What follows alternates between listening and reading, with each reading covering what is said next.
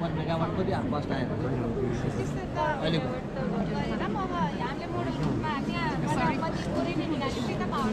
तर पनि एउटा एजम्सन त गर्नु पऱ्यो पछि यत्रो प्रोजेक्ट गरेर मेगावाट प्रोजेक्टलाई त्यहाँ पर मेगावाट रोड या पर किलोमिटर लोड आउँछ वाटमा मात्र प्रोड्युस भयो त्यहाँबाट वाटमै गर्दा पनि सरले भन्नुभयो यो तपाईँले त तपाईँ कन्सेप्ट डेमोन्स्ट्रेसन गर्नुभयो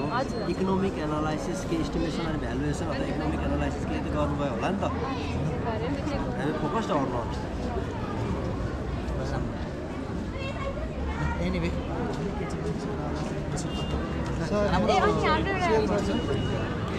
सेन्सरको पनि ये सेन्सर ड्रिप इरिगेसनको सेन्सर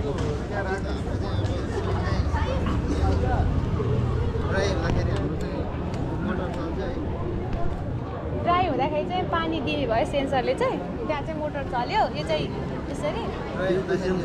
हजुर सेन्सर अब त सोइलमा चाहिँ अब मोइस्चर भइसक्यो वेटमा भइसकेपछि चाहिँ पानी हाल्नु पानी मोइस्चर भयो भने चाहिँ त्यो बन्द हुने भयो त्यो चाहिँ कन्ट्रोल गर्नु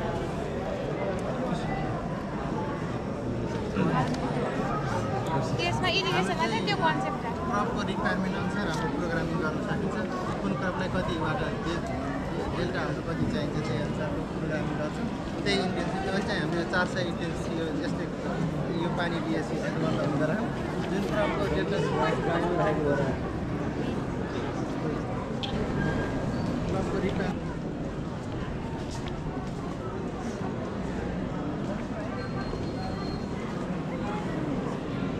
सेन्सर टाइप कस्तो टाइपको सेन्सर हो यो फिजिकल टाइप हो फिजिकल टाइप हो फिजिकल टाइप प्रोजेक्ट कस्ट कति आउँछ त्यसमा यति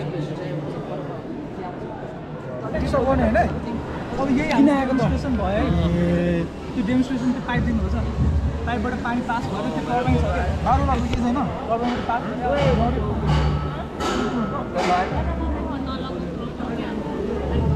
पानी कम भयो क्या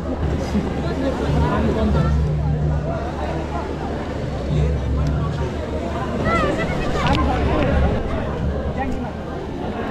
को आयो सब काइन दियो ल यो बत्ती फिल गर्दा